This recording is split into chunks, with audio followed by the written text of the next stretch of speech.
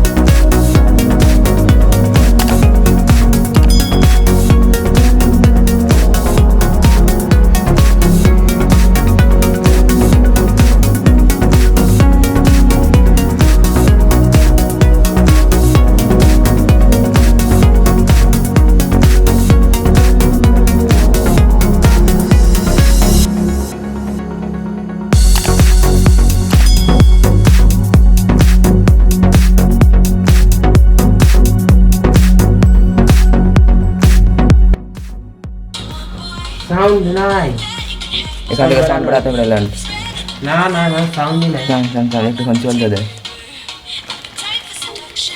sound মোবাইলটা রাখ না সাইডে মোবাইল সাউন্ড একবার বাড়াতো সাউন্ড ফুল আছে শালা ফোনে তো ওইখানে বাড়া না তুই সাউন্ড ফুল করে আছে আরে ওইখানে বাড়া না আমি বলছি